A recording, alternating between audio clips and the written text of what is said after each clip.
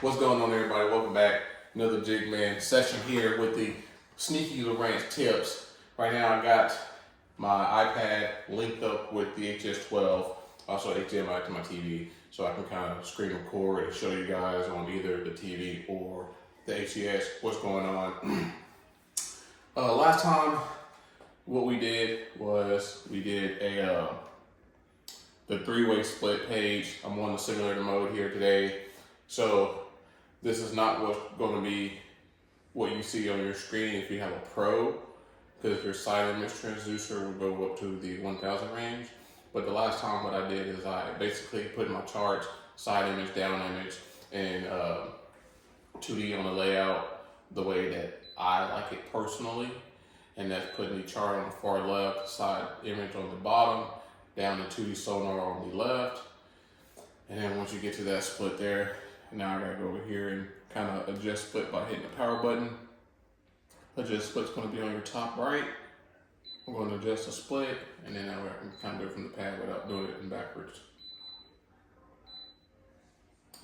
And that's where I would have it at for the most part. And then I'll take that fish reveal off. And then I would also go back, and then I showed you guys my dual map setup if I was running Navionics chip along with C maps, which is going back to the home page. Click on that, add new page, add double maps, hit save. I don't adjust the split there, but hypothetically what I was doing here is I would zoom into the lake that's on the simulator now, so I know where I'm at, and then I would have a bigger scale of where I'm at, where I get a more visualization of the lake all the way around if I want to look at new areas without losing where I'm at, which would be on the left side of the screen.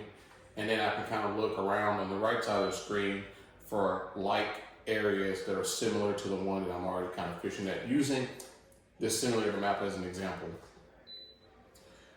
And I'm gonna go back to the home page again.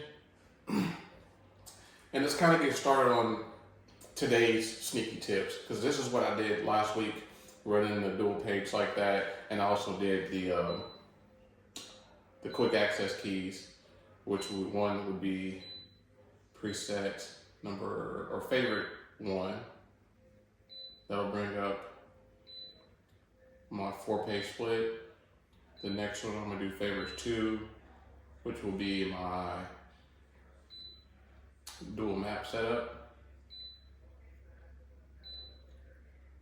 3, I'm gonna do maximize screen split. And then I'm gonna save that, and then we'll kind of get rolling on today's tips. On today's tips, what I want to talk about more so is, say this was the console unit that we were kind of showing these tips about in episode 1. Episode 2, I want to do more a 12 at the bow, running active target 1 or 2, and say you do got, an HGS 9 up front and you're on the active target, or vice versa. Let's say HGS 9 at the console, and then you got the 12 at the bow, AT1, AT2, and you're trying to line up on these waypoints.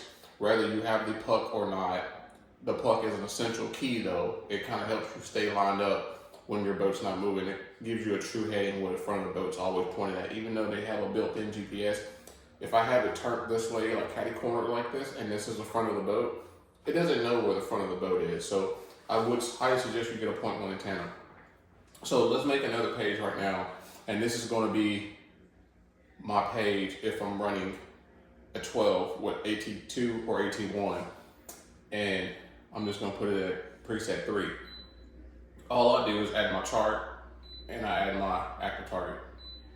First thing I'm going to do, I'm going to go to active target, I'm going to put it in forward mode, take it off of auto, because about 95% of the time we're going to be running this in forward. I'm going to change the range, forward range, to 100, and the downrange can stay like that. It doesn't let me do much in the simulator other than like some of the depth things, but it doesn't actually scale out the perspective either. So, but just for this sake of this video, this is how I do it personally.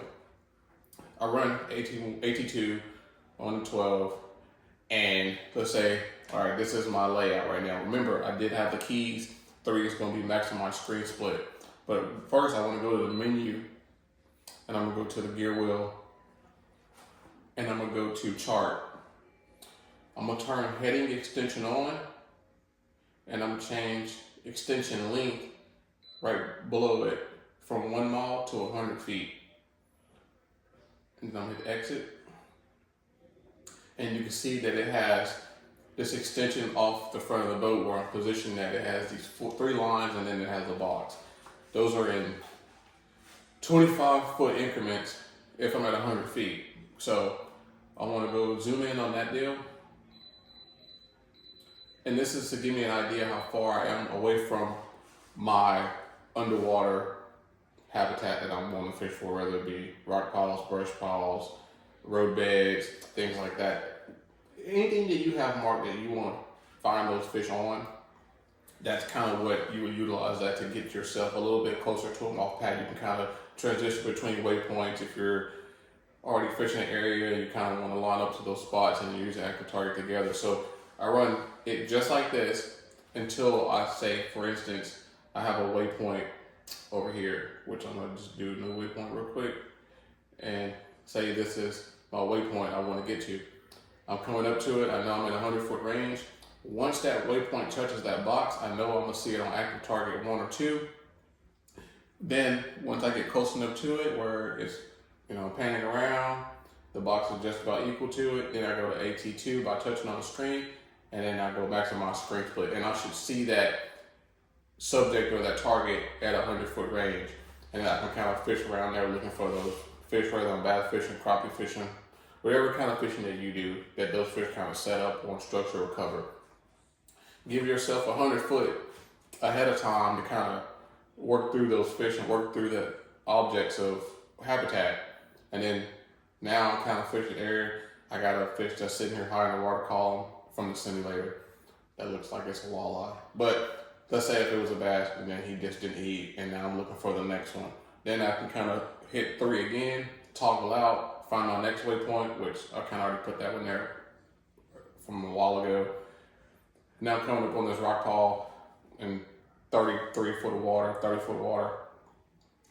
Once I get close enough to that, that touches the box because I'm going straight to it. I'm heading to it.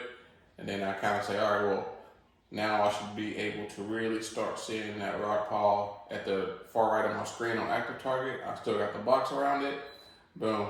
I hit my maximize screen split, and it's going to start that simulator all over again. But hypothetically, you would see that on the bottom right of your screen if it was a rock pile. So that's one of my little sneaky tips that I like to do just to kind of transition back and forth. You can have the remote if you're running a Ghost. You get the remote to kind of toggle between screens, or you use your Ghost trolling motor pedal with the 1, 2, and 3 button. Have that programmed if you're running a Ghost trolling motor. I like to also play around with the color of AT1 and 2, depending on what your eyes are seeing at that time, between them going from the orange or the number 3, the kind of copper color, the white scale, the red, blue. It didn't let me really adjust it on the simulator, but it is what it is. Now we're going to get back out of that.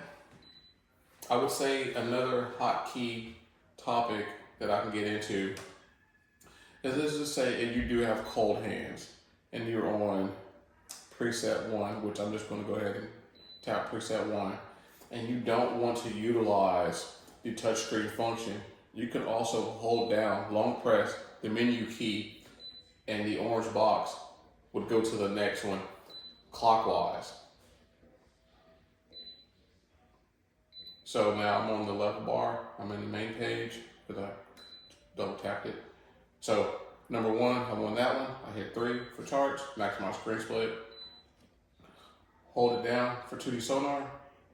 Now I can maximize screen split.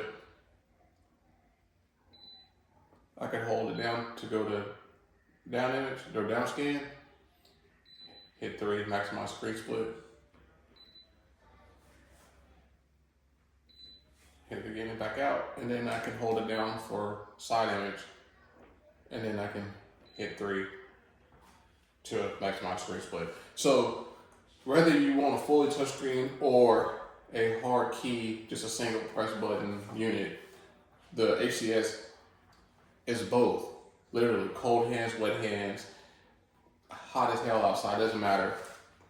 You don't necessarily just have to use it as just a touchscreen option. Yes, it helps to sit there and do that, but I could also use the directional pad to also mark waypoints. Let's say like that group of fish over there. That's kind of cool.